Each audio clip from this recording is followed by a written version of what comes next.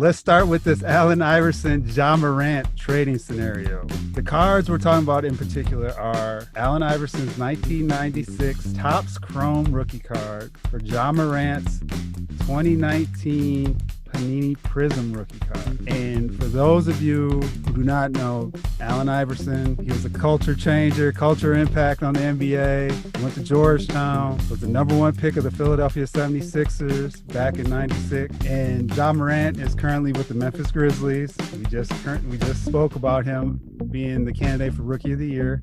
He's averaging 17 and 7, where Iverson, his rookie year, averaged 23 and 7 assists. So thinking about this trading scenario for that rookie card, this was a tough one for me, Jason, because talent-wise, in my opinion, Allen Iverson is a better player than Ja Morant. The rookie card, Ja Morant has more value, and I think from a rookie card perspective, I'm going to take Ja Morant's rookie card just based on value.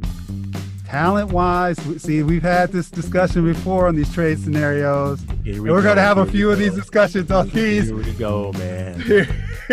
When we get to these other trade scenarios too, because I'm looking at the value of the card. So if I'm sitting there right now, and I know how much Iverson is valued, but I'm looking at Ja Morant's possible uptick in value playing off this Rookie of the Year. So I just want to make that clear for all of you listening. In my opinion, Allen Iverson is a better player, but when we're talking about the trading card, that rookie card, we're on the back porch. Jason pulled out his Beckett price guide, and we're sitting there looking at the price of these cards. I'm gonna go with Ja Morant right now.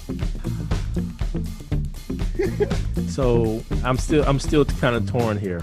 Okay, but we're talking about the same Allen Iverson, who in the Big East Conference, we're talking about the rookie card. I get that. I totally understand. Mm-hmm. Okay, but the pomp and circumstance, the media attention, the media frenzy that Allen Iverson actually provided in the Big East Conference was something phenomenal.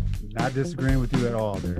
Played for the Georgetown Hoyas. I mean, we got one thing we have to really think about, though, too, is the Big East Conference. Mm-hmm.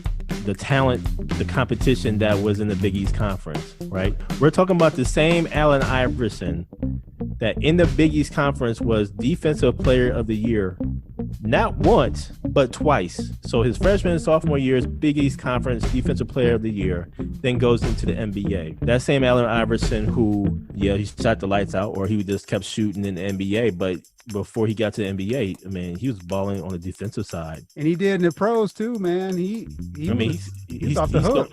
He stole the ball. He was, he was still the ball. So we talking about that same Allen Iverson in the Big East Conference. I think one thing that our listeners got to realize is back in the day, back in the 90s, when you would watch ESPN during the week for college basketball, they had a game every single night. They had at least a couple of games every single night for a specific conference. I think it was called the Big East Monday. Big Monday. Yes. Then Tuesday was like something like in the SEC. Super Tuesday or something. Yeah. Super Tuesday, something like that. Yeah. So every single night there was a big game, right?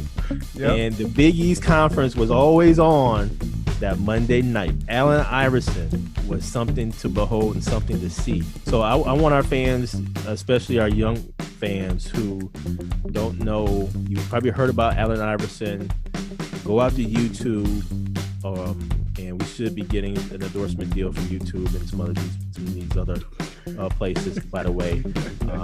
But go out to YouTube, look at the highlights of Allen Iverson and many of these other players that we're talking about. Allen Iverson was just something to behold.